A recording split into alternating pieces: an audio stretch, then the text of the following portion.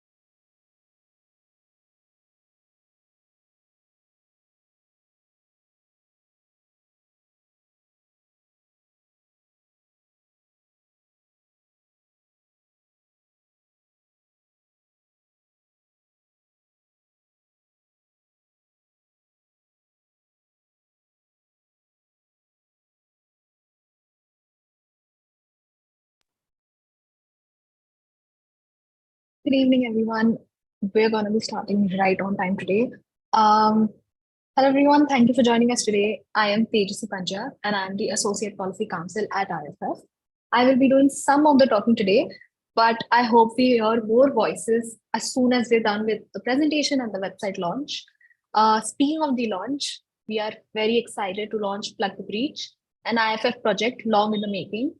You will all get the first view of the website, so thank you once again for joining. Before we start talking about the website, allow me to quickly introduce IFF. We at IFF advocate for digital rights, privacy, and free speech in India, which is vital to safeguarding online freedoms and securing fundamental rights.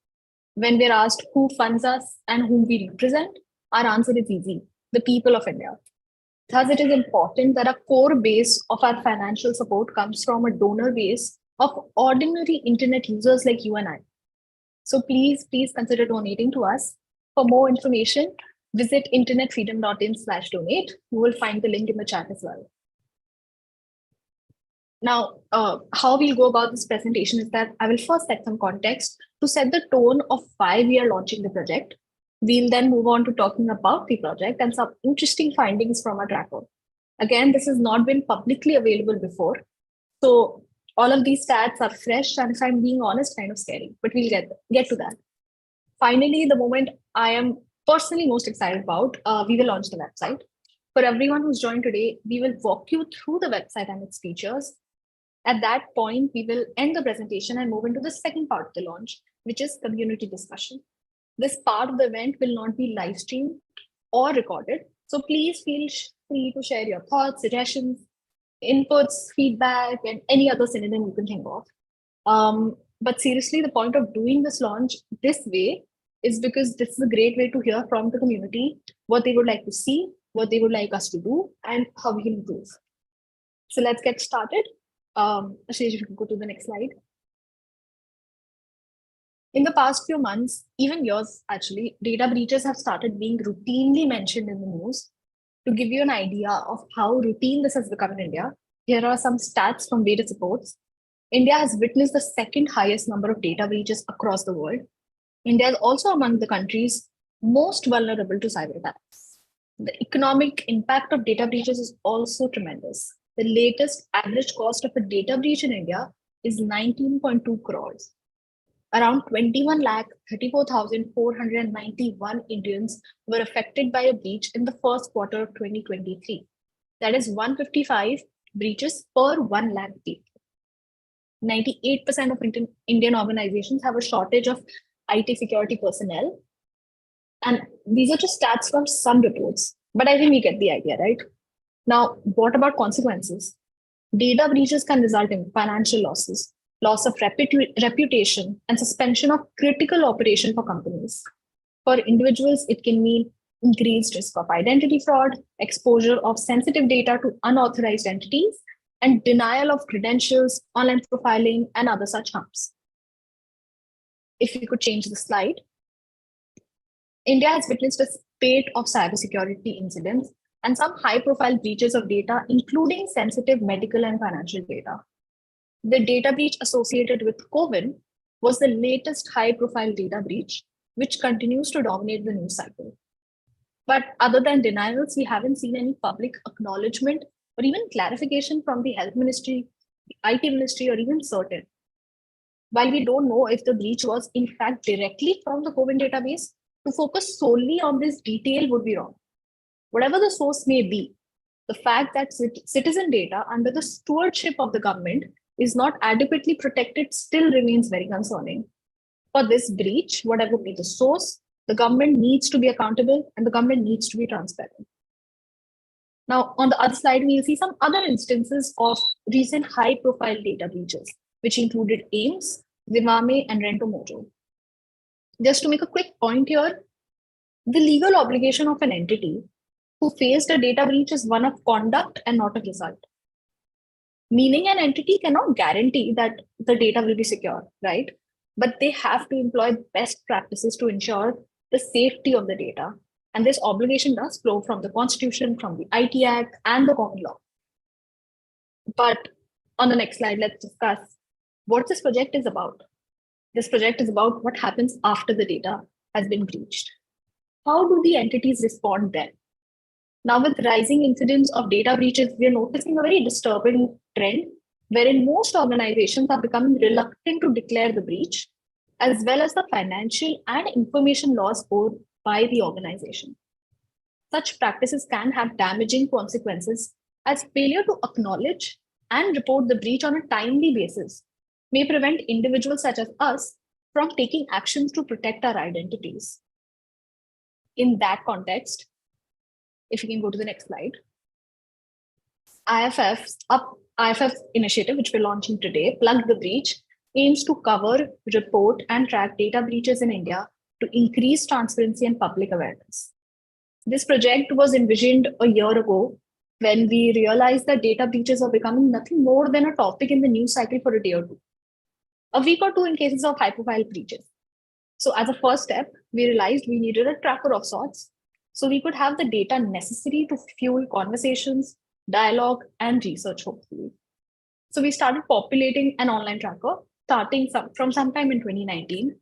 Now, please keep in mind that this list that you will soon see is our best effort, and we've tried our best to update this tracker with information available online. Another detail about the tracker is that we've relied solely on publicly available reports to populate our database with weekly updates. So primarily, this included news reports, but we've also included verified information scrapped from social media. And you may ask why? Well, this choice stems from the reluctance of Indian entities to publicly acknowledge breaches. We will continue populating the database with newer instances of the breach, which will automatically be updated on the website. At any point, you can download the entire database from the website itself. Like I said, the purpose is to fuel dialogue and research, and we're thinking of this as phase one of the project. So, which is why we are giving you the option to download the entire data set. Now, full disclosure, this is a very small scale experiment on our part, meaning we want to build upon this tracker, we want to improve on some features, maybe even add a few. But for this, we need your help. We need your help to debate some design choices, to brainstorm potential features, tweak even the aim of the project. This project may have been started by IFF, but like all the work we do, it is for the community, by the community, and of the community. But before we show what our website looks like, if you can go to the next slide. I think it's very, very important to, if possible, give a virtual round of applause to all the amazing volunteers and IFF staffers who've contributed to this project. Abhishek, Yash, Gyan, Surbhi, and Anup are the amazing volunteers who've helped us make this website a reality. You will soon see what it looks like, and I believe they've done an amazing job. Rohin, who was formerly at IFF, was actually the one who introduced me to this idea, and we sort of sat down together to write the methodology of the project and the introduction of the project. And I'm so grateful for him to him for envisioning this idea. Prateek Vagre, who's currently the policy director at IFF, has guided me every step of the way, and his excellent input have resulted in this website being what it is today. And I've just been lucky to work with this entire team throughout the past year at IFF. If you can go to the next slide, finally, we'll have the QR code where you can scan. Yeah, drum roll. Where you can scan and you will be directed to the actual website, which is plugthebreach.in. We'll just pause here if anyone wants to scan the QR code. There is the link in the chat that Shilpa has just shared. Okay. Yeah, now I will start sharing my screen, which might take just a few minutes.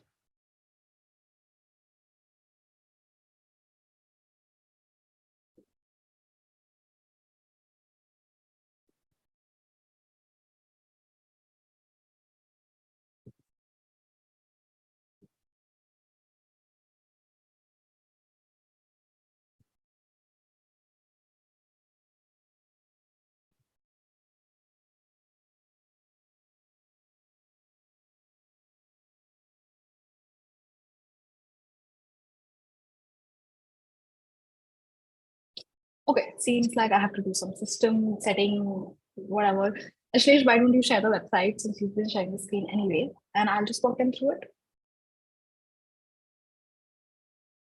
Yes, that sounds good. Let me just share my screen again.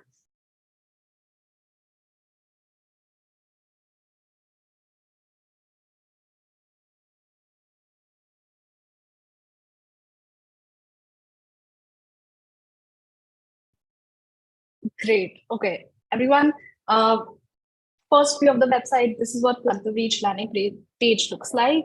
As you can see, stay on top of breach is exactly what our aim is with this tracker. We'll go into the finer details, but if we just scroll down, we'll see what on the landing page we have recent breaches, which is basically sorted by what is the most recent breach in our database, which is by the month or the date exactly. If you scroll even further down, we have our logo. As you can see, all of the information, like I said, is publicly sourced, and we've mentioned that you can exactly where the cursor is right now. If you click on that, you'll be able to download the entire data set, which currently has 49 entries. And on the bottom left, you have links to IFF socials. If you just scroll back up, let's go to the header.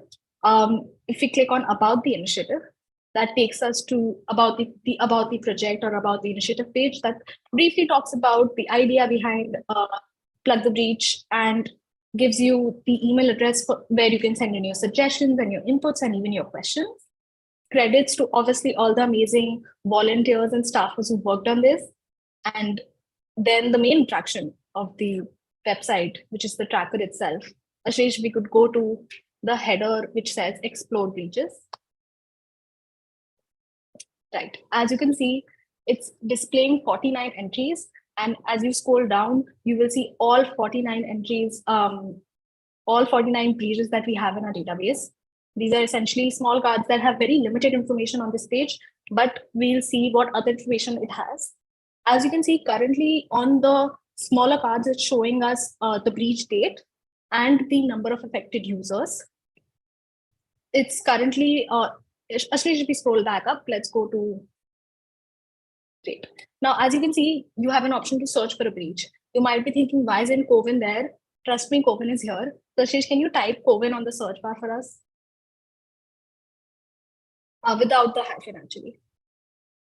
Yeah, there you go. We have, and if you click on it, you will get more details.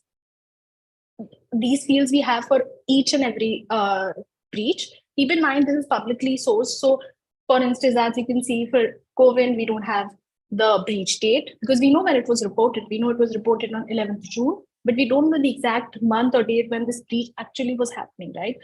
So we have the reported or potential affected number of affected users.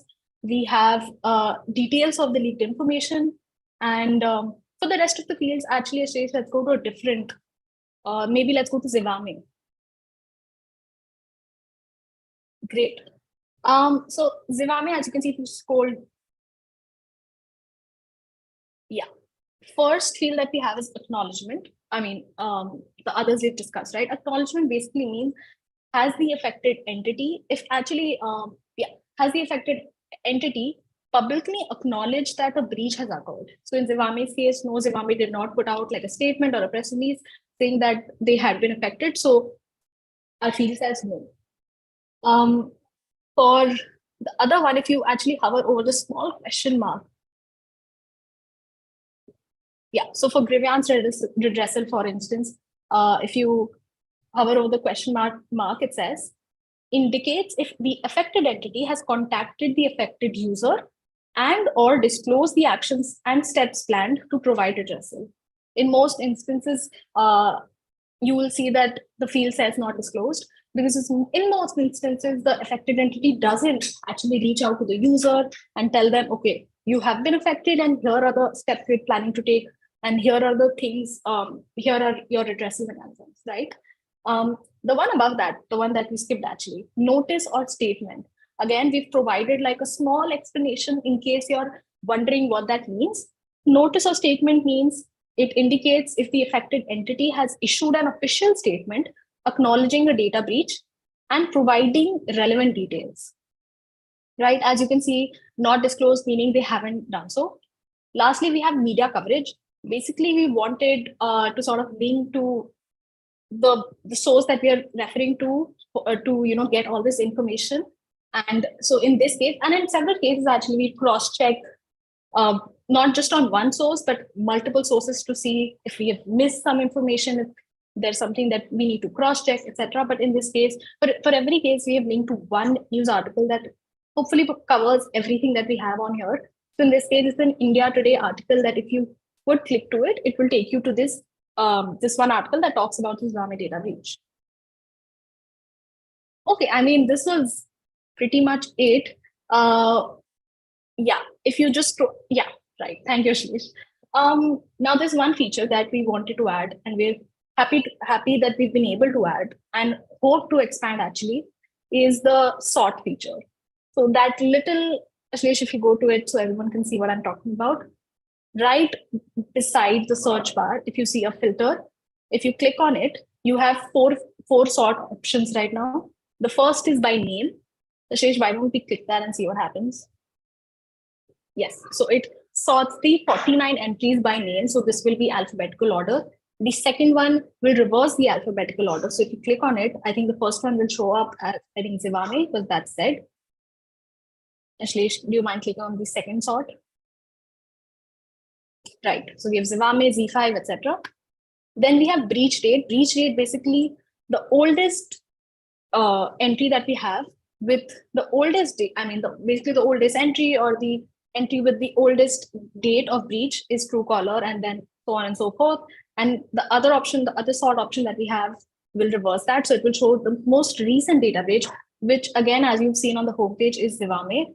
Ashlesh, just let's click on the other one and see what shows up. Right. So these are the two fields. The two options that we have by which we can sort the entries is name, basically alphabetical order, or date. We wanted to try out several other fields, but like I said, this is a small scale initiative.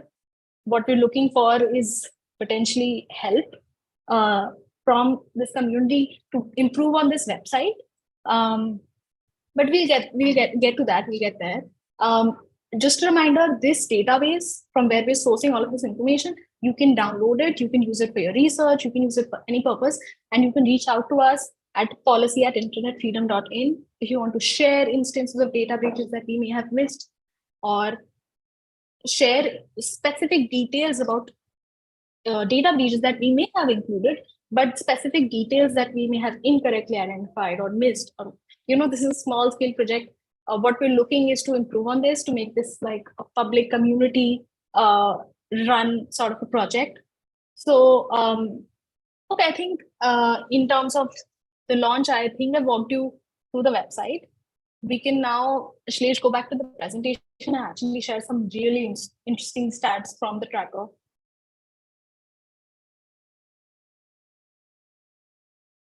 Yes, let's do that.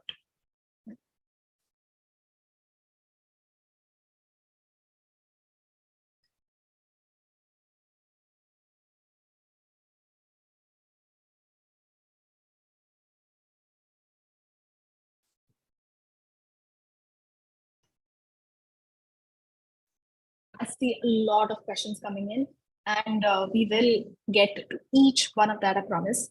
Can you see the screen? I can. Let's just finish the last 3 slides and then we can get to the questions. On that, yes. So findings from the tracker. This is essentially findings that we sort of got from the 49 entries that we have.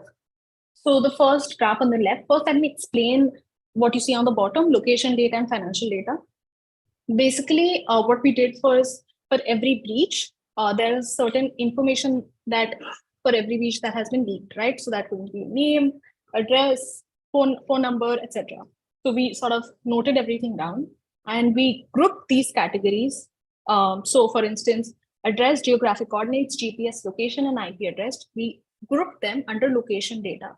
Similarly, PAN numbers, bank account numbers, debit, credit card, KYC, we grouped under financial data. And the rest we grouped under personally identifiable data or identity-centric data. We did that so we could just give you an idea about how much were, like, for instance, for location data, as you can see, in 27% of cases, the entity breached included location data in the leaked information.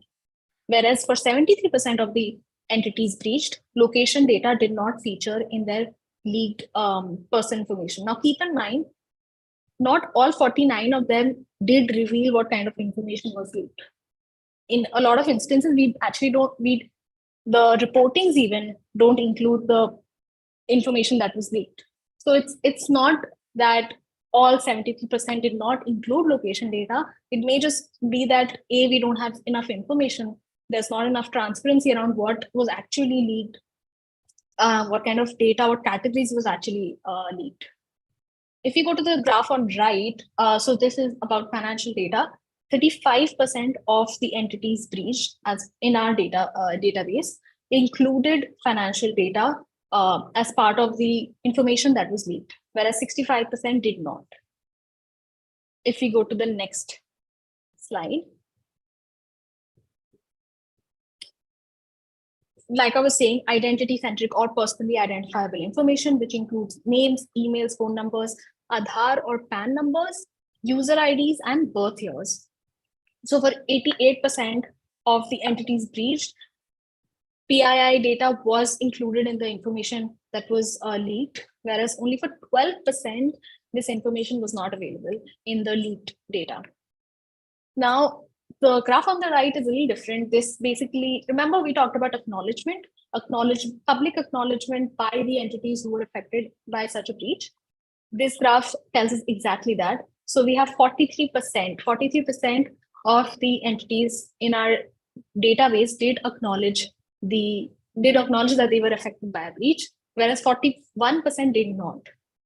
10% of the 49 entities did accept that yes, they were affected by a data breach, but oftentimes we see that there is this claim that no personal information was leaked, and that's exactly that group, 10%, where they acknowledged the breach but denied leak of any personal information. Lastly, 6% outright denied that any breach had happened. This is despite reporting around such a breach being occurred. If you go to the next slide, Ashlesh. So this table that you see is basically top 10 largest breaches as per our database. Now, again, keep in mind, not all entities reveal how many users or accounts were affected. That's just something that we have to deal with, is the information that we have. So as per the information that we have, Google Chrome had 2,500 million users affected. The next one being Coven with 100 million users affected. This is obviously the reported or potential users affected. We often don't have the accurate number because that would require the affected entity to come out with the actual number. In terms of breaches in 2023, we've seen 6 breaches that we've covered and 49 overall since 2019, since we started populating this tracker. Okay, I think in terms of findings, that is it. And in terms of the presentation as well, thank you everyone for your patience. Thank you everyone for joining. And we will now get to the exciting part, the community discussion part of it. where we'll go through your questions, we'll talk about it. I myself have a lot of questions for this website on how we can build on it and improve on it. So, Shlesh, if you could stop sharing the screen, stop recording, stop the live streaming, we could then get to the exciting part.